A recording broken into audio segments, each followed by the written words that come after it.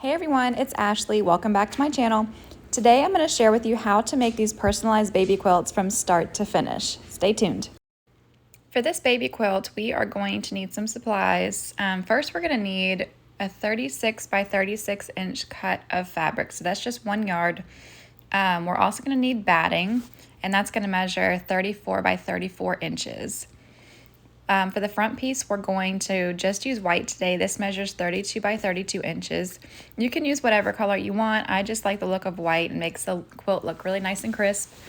Also, we're going to need some scrap fabric. I'd probably get about half a yard, quarter to a half a yard, depending on the size of the name. Next up is Heat and Bond Light. This is one of my favorite products. You're also going to need a pair of detail scissors, a writing utensil, some sewing clips. I use these a lot. A rotary blade. This is a 24 by 6 inch ruler, I think, that I use pretty often, so that's also important. You're going to need your name, and I will show you how I make this name next, but this is the page that I printed out from PicMonkey, and then this is what it looks like once it's enlarged to fit my quilt. So I'll go through the steps to make that in just a minute. You're also going to need some kind of a light source. This is nothing fancy. This is a tracing pad from Crayola. That was my daughter's, now it's mine. If you don't have one of these, and I didn't for years, I just use an open window. You just need some kind of a light source to trace the name onto the Heat and Bond Light.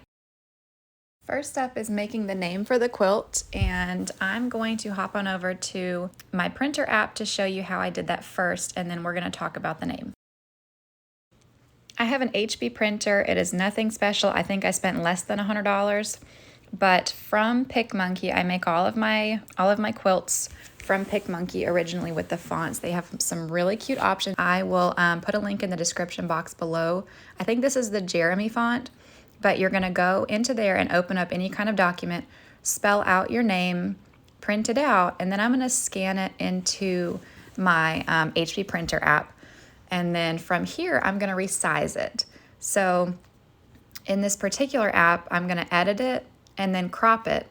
And so from here, I'm going to enlarge it. So keep in mind the blue rectangle signifies an 8.5 by 11 piece of paper.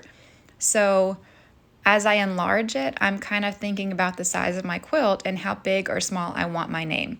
So for instance, from left to right, that's about 8.5 inches.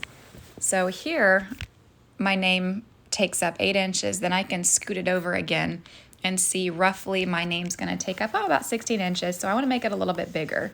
So from here, there's 1 page, 2 pages, and then maybe 2.25 pages.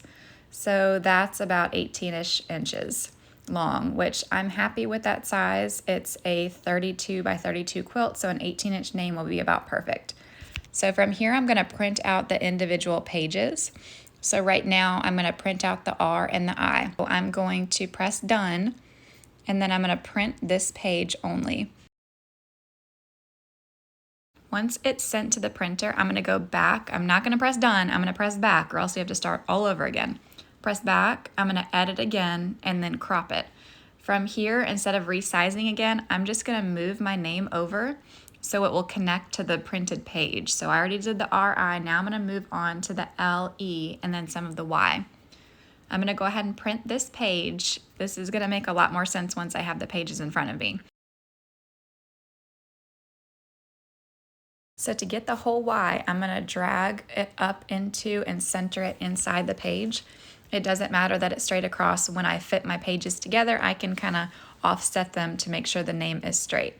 So I'm going to print this Y. I'm going to meet you back at my sewing table to show you what we do next. Here you can see the name that I originally printed from PicMonkey. These are the pages that I was just walking you through how I print them. Like I said, you don't have to do it this way. This is just how I do it. I'm going to cut off the little sliver of paper on the edge, and I'm going to tape it to the next page. So I have to overlap it just a little bit, and I'm going to look up at the bottom and the top of the L to make sure that that curve is continuous. That's kind of an easy way to make sure that your name is lined up correctly. So from here, I'm going to tape it. Now I'm going to do the same thing with the Y. I'm going to cut off that little edge of paper at the edge, and then I'm going to add in the Y and tape that in place.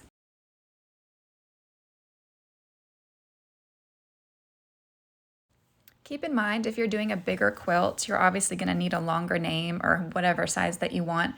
For my most popular 36 by 42 quilt, the name goes on the 42-inch side, and I usually print out about 4 to 4.5 pages, which ends up being about 32 inches to 35 inches long. Now we're going to trace our name. For this part, we need our tracing pad. If you don't have one of these, you can just use an open window. We're going to put our name face down, so we're basically tracing it upside down. Then we're going to put our heat and bond over top with the paper side facing up. So I'm going to go through and trace my name. I'm going to speed this part up, and I will meet you back to find out what happens next. Our name is traced out. I'm going to turn off this light pad. We are done with that, and we're also done with our name, although I do suggest keeping it just in case something happens. I don't know, I might be speaking from experience, but just put that to the side for now. We're going to rough cut out this, this name, and I just kind of go over it quick with a rotary blade, trying to keep some space, don't cut all the way to the edge. I'm going to cut out the dot to the I and do something special with that, so I'll show you that in a little while. Next, we're going to take this over to our ironing board, and I'm going to show you what to do next. Welcome to my ironing board. We've got our name and our fabric. Please excuse my dirty ironing board. It's been through many years with me, but first we're going to take our fabric and we're going to flip it upside down. This is very important. I've messed this up many times when I first started out. We are fusing to the back of the fabric. So our name's been traced upside down. We're fusing to the back.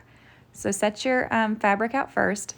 On top of that is going to be our traced name.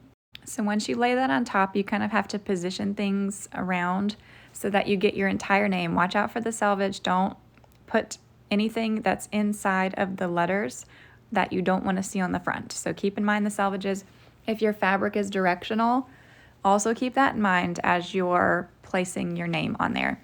So from here, you're going to turn your steam setting off according to the heat and bond directions, and you're going to fuse this into place. I also have the tip of the I, or the dot to the I, that I still need to do something with. I really like to fussy cut these, especially if I'm doing something with animals or, in this case, flowers. So I'm going to pick this pretty pink posy up here. This looks like a nice spot. So I'm going to put my dot on top of that. One product that I forgot to mention that you might need is an X-Acto knife or some kind of a sharp blade. This really helps to get in between the insides of the E's and the L's, but we'll talk about that in just a second. For now, I'm going to take my detail scissors and I'm going to cut out this name. This part's a little tedious, but if you just take your time and make sure you're really rounding the corners, it makes a really nice end result. So I will fast forward through this and I'll meet you back at the end to show you what we do with the X-Acto knife.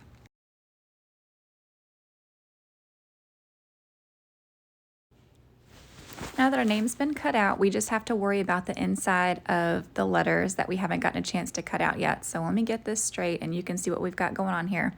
I'm going to take my X-Acto knife and make a small, maybe 1 to 1.5 inch slit around each of the insides of the letters. Please excuse my son throwing pens at me. And this kind of helps me to get my scissors started in these small areas. If you want to use the knife to do the entire insides, you go right ahead. I don't have the steady hand to do that. So I'm basically making a slit to make these inside parts easier. So I'm going to go through and finish cutting out these, and then we're going to work on fusing it to the front of our fabric. I'm back at my ironing station. This is my 32 by 32 inch piece of white fabric. I've got my long ruler lined up to the bottom. I like to put my names about 5 inches from the top. So you'll see my ruler is aligned with the 5-inch line is aligned with the bottom of my fabric. And I came over a couple inches just to keep the binding, in mind when that gets finished. This is a great reference point while you're trying to put your name on there straight. So this line needs to stay right here connected with the white fabric. If it starts to move, then my name's going to get a little sideways. So I'm going to kind of straighten this name out, and you'll see how I finish aligning it in just a second.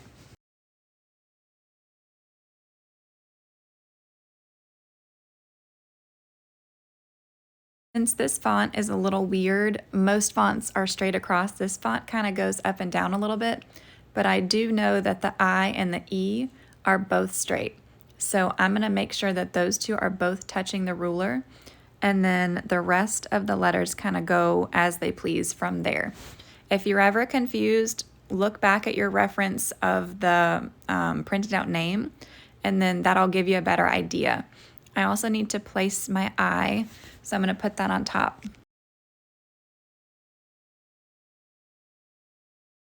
So now I'm going to kind of do a really gentle once over just to make sure that this name is not going to move.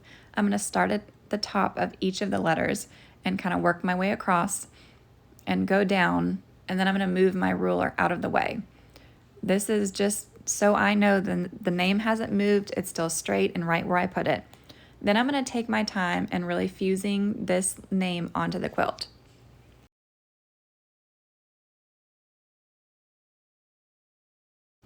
This is what we have so far. I think it's looking really great. I'm excited about this floral fabric. Next, we need to stitch this in place. This is a little bit tedious, so I'm going to try to walk you through it. For sewing names, I set my machine at 2mm stitch length. And from here, I start at one end and kind of work my way across following the edges. I really take my time. I'll lift my presser foot up a lot. I turn my work a lot. I try to be careful going around curves. If you pick up your presser foot and move it too much, it's hard to keep a continuous curve that looks nice and smooth. So keep that in mind. I try to work around a curve as much as possible before having to pick my presser foot up and turn my entire work. So I'll kind of go as far as I can before kind of inching around. So I'm going to keep sewing. I'm going to speed it up just a little bit.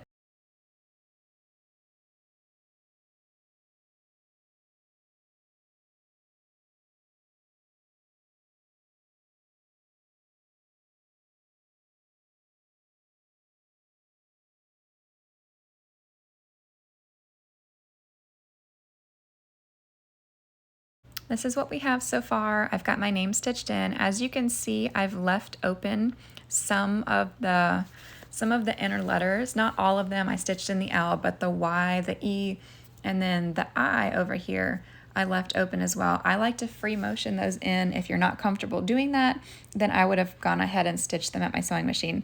So next we've got our quilt sandwich made. We've got our quilt top, we've got our batting, we've got our backing, and this is ready for the sewing machine.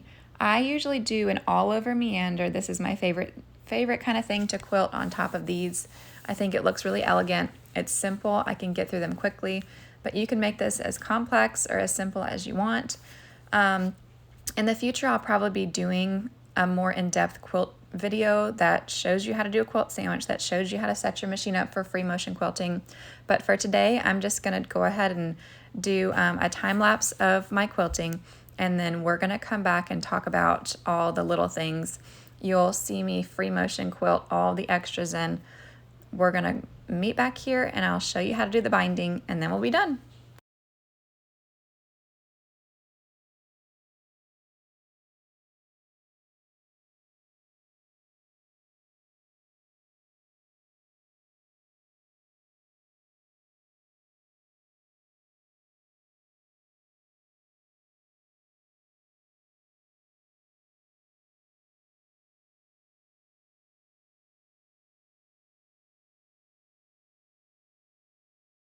I think it looks beautiful. We are almost done. The last step is to do the binding. I always do a fold over binding. I think they're beautiful and I think they're quick and easy, and they don't have to be overcomplicated. They're good for beginners. So from here, we're going to take our background. We're going to fold it to meet the edge of the white fabric, then fold it over again. Then we're going to clip it into place. We're going to work our way down the edge all the way until the end. We're just folding everything twice and just keeping it as straight as we can. If you think it's too thick, don't be afraid to cut the batting. Just be careful not to cut the background fabric. It's very difficult to fix after you accidentally cut it. So we're going all the way to the edge here, just folding it twice and clipping it.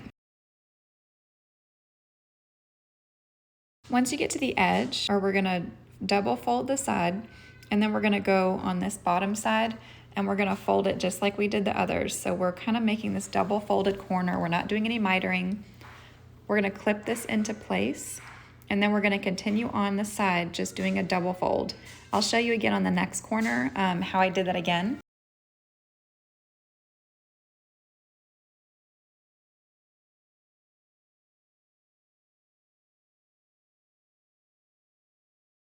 Here we are at the next corner, and like I said before, we're making sure it's folded all the way to the edge. Then on this bottom edge, we're gonna take it and fold it back up to the white and then fold it again. So I hope that was a little easier to see that time. We're gonna clip this into place, and when we sew it, we're actually gonna sew this 90-degree angle right here around the corner. So this isn't gonna come undone.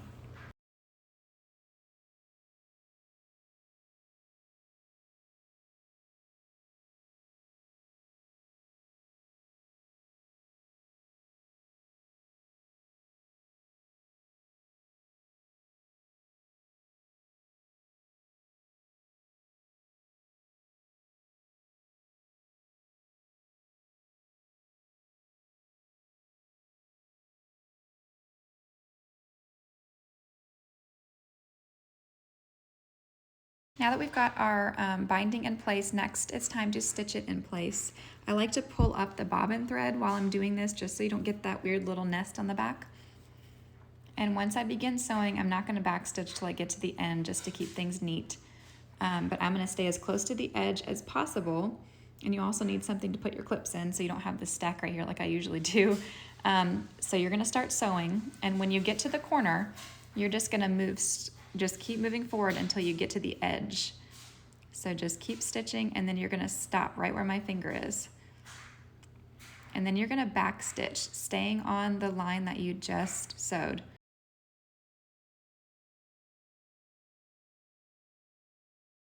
You're gonna stop when you're parallel to the edge of the next side of the bindings, right where my finger is.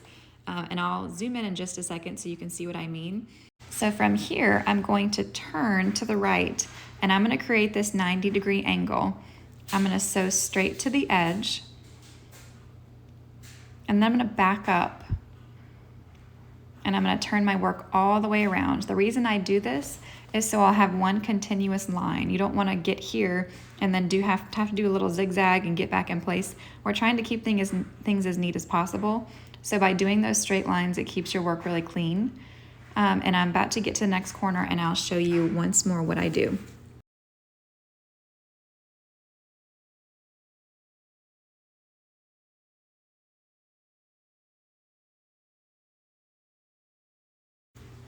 So from here, you're just going to sew straight all the way to the edge. And you're going to carefully back up until you get closer to that other edge. You're going to turn your work to the right and create that 90-degree angle. So sewing straight to the edge, backing up, and then you're going to turn your work all the way around and continue on straight.